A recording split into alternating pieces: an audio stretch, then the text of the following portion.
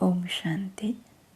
18 नवंबर 2020 की साकार मुरली है। बाबा ने कहा, मीठे बच्चे, अभी तुम सत्य बाप द्वारा सत्य देवता बन रहे हो, इसलिए सतयुग में सत्संग करने की जरूरत नहीं।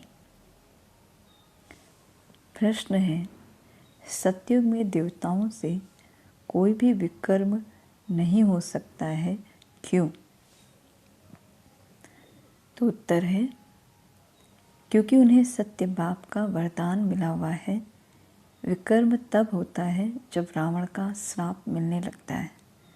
सतयुग त्रेता में है ही सद्गति, उस समय दुर्गति का नाम नहीं, विकार ही नहीं जो विकर्म हो।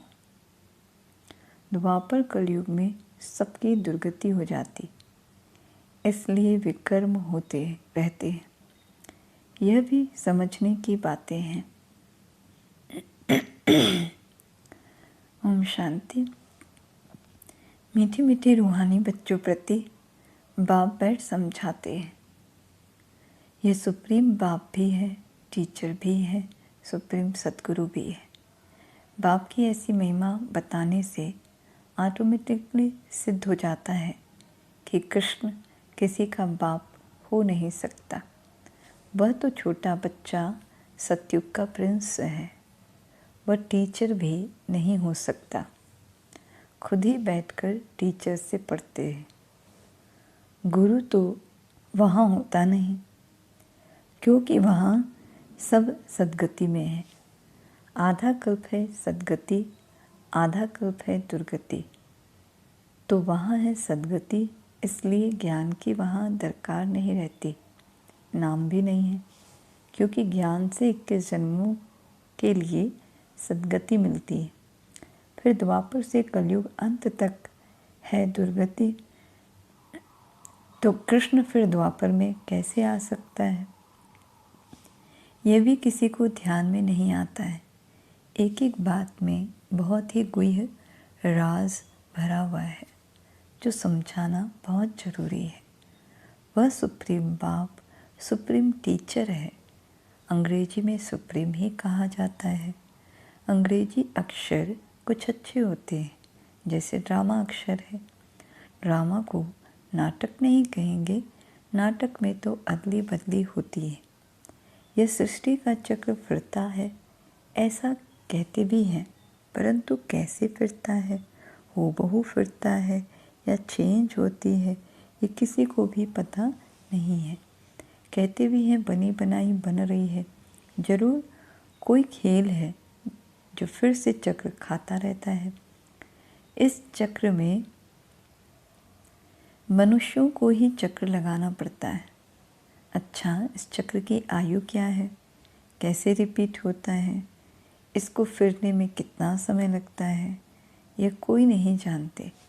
इस्लामी, बौद्धि आदि यह सब है घराने, जिसका ड्रामा में पार्ट है, जिसका ड्रामा में पार्ट है। तुम ब्राह्मणों की डिनाइस्टी नहीं है, यह है ब्राह्मण कुल। सर्वोत्तम ब्राह्मण कुल कहा जाता है। देवी देवताओं का भी कुल है। यह तो समझाना बहुत सहज है।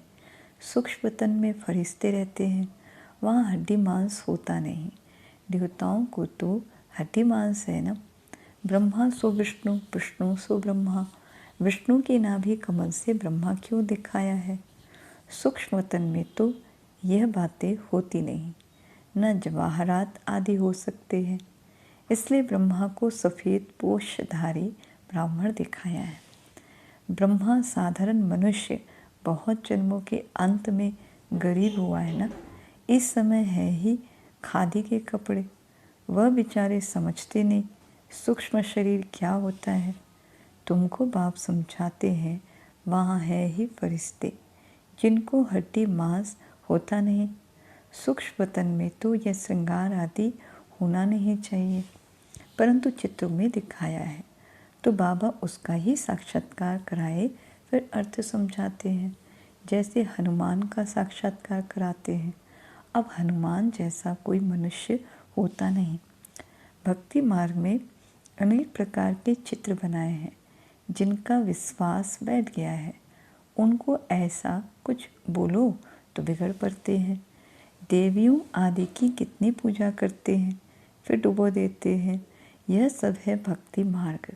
भक्ति मार्ग के दलदल में गले तक डूबे हुए हैं तो फिर निकाल कैसे सकेंगे? निकालना ही मुश्किल हो जाता है।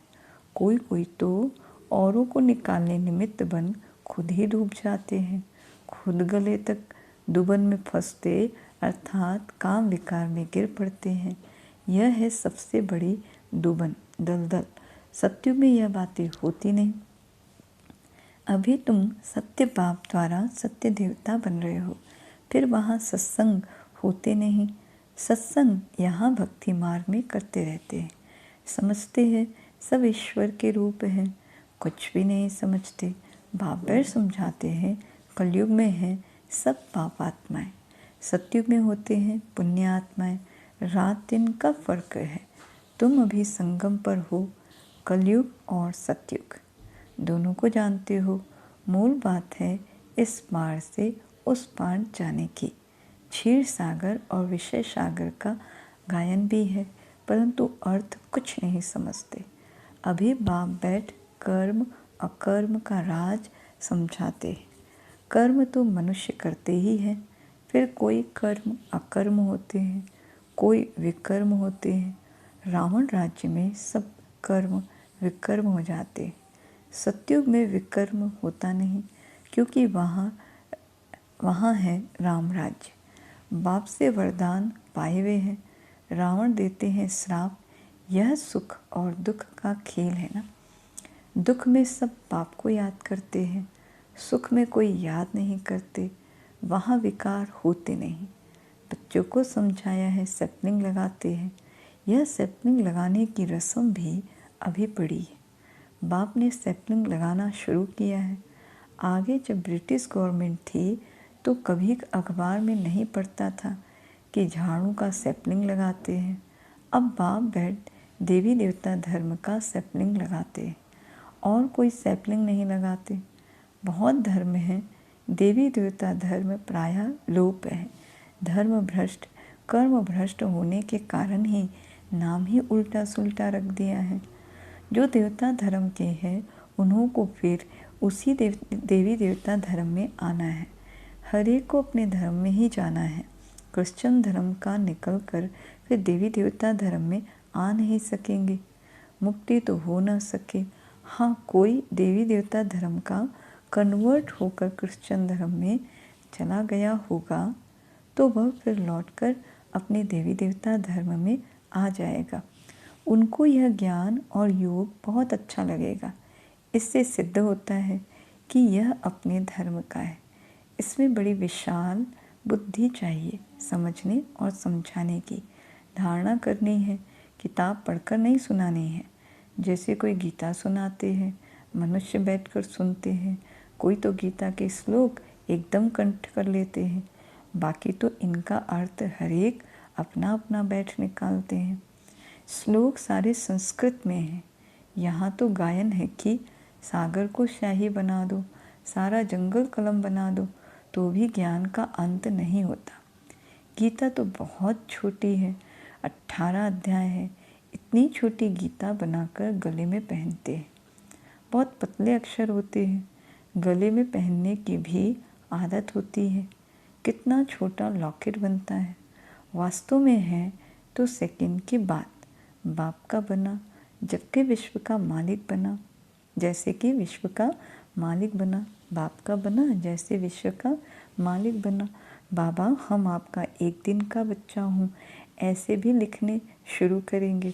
एक दिन में भी निश्चय हुआ और फट से पत्र लिखेंगे। बच्चा बना तो विश्व का मालिक बना। यह भी कोई की बुद्धि में मुश्किल बैठता है। तुम विश्व का मालिक बनते हो ना, वहाँ और कोई खंड नहीं रहता। नाम निशान गुम हो जाता है।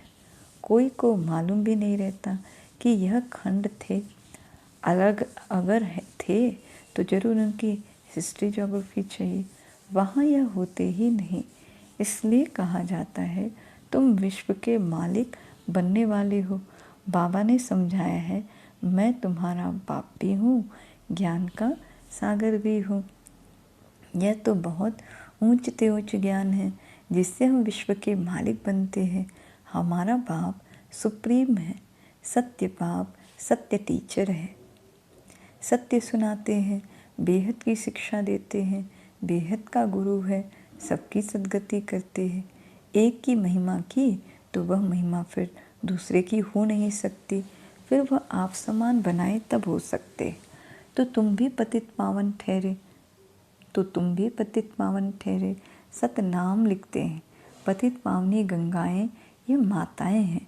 शिव शक्ति कहो, शिववंशी कहो, शिववंशी ब्रह्मा कुमार कुमारियाँ। शिववंशी तो सब है, बाकी ब्रह्मा द्वारा रचना रचते हैं, तो संगम पर ही ब्रह्मा कुमार कुमारियाँ होते हैं। ब्रह्मा द्वारा एडॉप्ट करते हैं, पहले होते हैं ब्रह्मा कुमार कुमारियाँ। कोई भी ऐतराज उठाते हैं तो उसको बोलो ये प्रजापिता है, इनमें प्रवेश करते हैं। बाप कहते हैं बहुत जन्मों के अंत में मैं प्रवेश करता हूँ। दिखाते हैं विष्णु की नाभि से ब्रह्मा निकला। अच्छा, विष्णु फिर किसकी नाभि से निकला? उसमें एरो का निशान दे सकते हो कि दोनों ओतप्रोत हैं, यानी ब्रह्मा सो विष्णु, विष्णु सो ब्रह्मा। यह उनसे वह उनसे पैदा हुआ।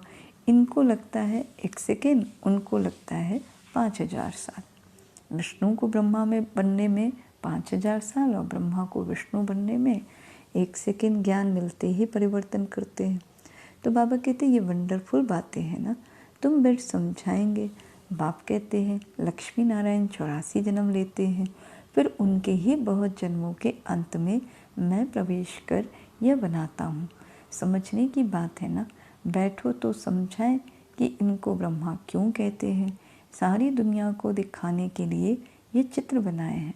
हम समझा सकते हैं, समझने वाला ही समझेंगे, नहीं समझने वाले के लिए कहेंगे यह हमारे कुल का नहीं है।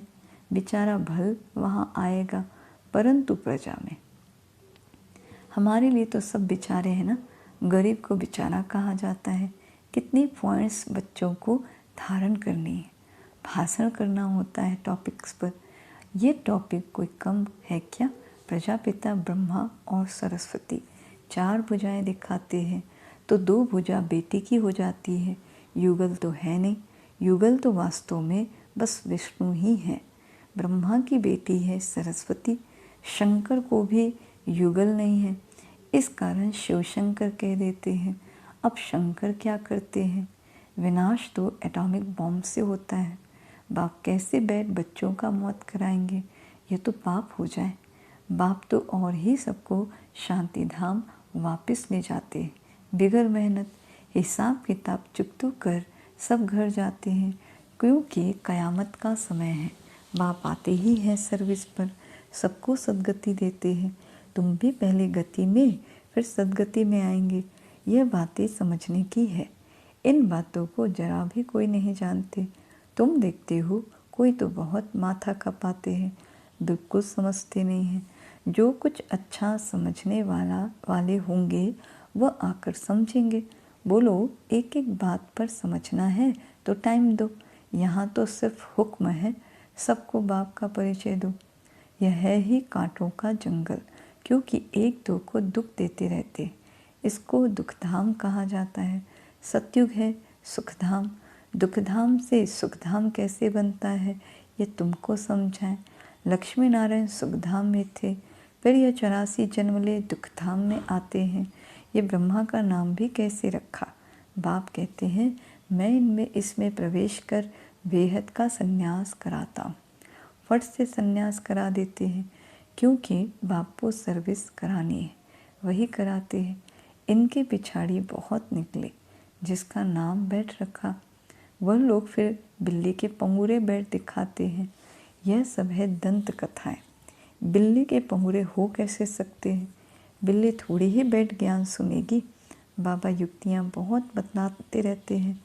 कोई बात किसी को समझ में नहीं आए तो उनको बोलो, जब तक अल्फ को नहीं समझा तो और कुछ समझ नहीं सकेंगे। एक बात निश्चय करो और लिखो, नहीं तो भूल जाएंगे, माया भुला देगी। मुख्य बात है बाप के परिचय की। हमारा बाप सुप्रीम टीचर है, जो सारे विश्व के आदि मध्य अंत का राज समझाते हैं, जिसका कोई को पता नहीं है। इस समझाने में टाइम चाहिए। जब तक बाप को नहीं समझा है तब तक प्रश्न उठते ही जाएंगे। अल्फ नहीं समझा है तो बे को कुछ नहीं समझेंगे, बेमाना राजाई को भी नहीं समझेंगे। मुफ्त संशय उठाते रहेंगे, ऐसे क्यों, शास्त्र में तो ऐसा कहते हैं। इसलिए पहले सबको बाप का परिचय दो। अच्छा, मीठे मीठे सीखे लदे बच्चों प्रति माता पिता बाप दादा का याद प्यार और गुड मॉर्निंग। रूहानी बाप की रूहानी बच्चों को नमस्ते, और हम सब रूहानी बच्चों की रूहानी बाप दादा को याद प्यार गुड मॉर्निंग और नमस्ते नमस्ते नमस्ते। शुक्रिया बाबा, शुक्रिया आपका पदम पदम शुक्रिया, जो आपने हमें अपना बना लिया, आप समान बना लिया। फिर धारणा के लिए मुख्य सार है। पहला है कर्म अकर्म और विकर्म की गुह्य गति को बुद्धि में रख अब कोई विकर्म नहीं करने। ज्ञान और योग की धारणा करके दूसरों को सुनाना है। ज्ञान और योग की धारणा करके दूसरों को सुनाना है। दूसरा, सत्य बाप की सत्य नॉलेज देकर मनुष्यों को देवता बनाने की सेवा करनी है। विकारों के दलदल से सबको निकालना है।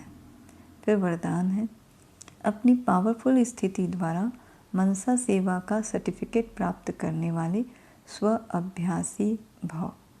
अपनी पावरफुल स्थिति द्वारा मनसा सेवा का सर्टिफिकेट प्राप्त करने वाले स्व अभ्यासी भव। विश्व को लाइट और माइट का वरदान देने के लिए अमृत बेले याद के स्व अभ्यास द्वारा पावरफुल वायुमंडल बनाओ, तब मनसा सेवा का सर्टिफिकेट प्राप्त होगा।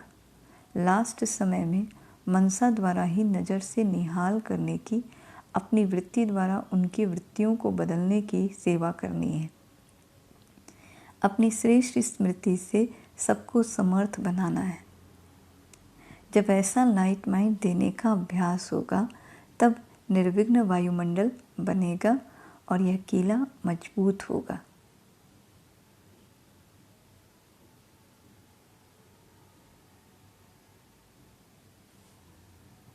स्लोगन है, समझदार वह है जो मनसा वाचा कर्मणा तीनों सेवाएं साथ साथ करते हैं। समझदार वह है जो मनसा वाचा कर्मणा तीनों सेवाएं साथ साथ करते हैं। अच्छा, ओम शांति।